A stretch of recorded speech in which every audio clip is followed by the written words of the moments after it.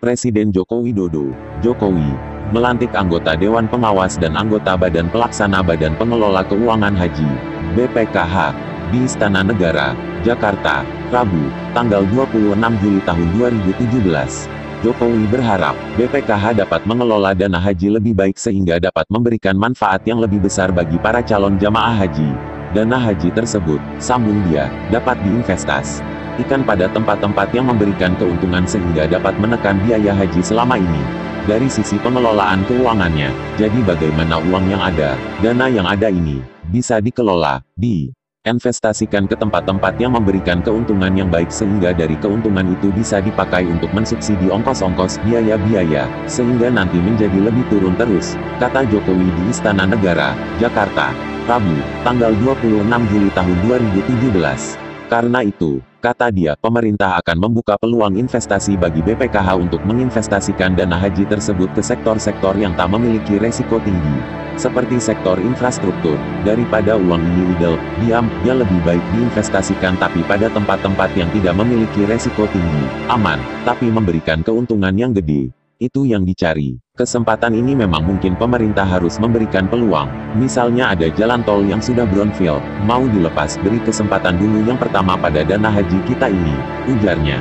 Presiden mengatakan, Badan Pengelola Keuangan Haji ini akan mengelola dan mengawasi dana haji yang terkumpul. Sebagai negara dengan jamaah haji terbesar, Jokowi berharap pengelolaan dana haji dapat dilakukan dengan baik.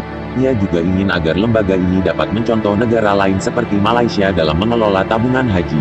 Di negara lain misalnya, tabung haji, di Malaysia rencananya seperti itu.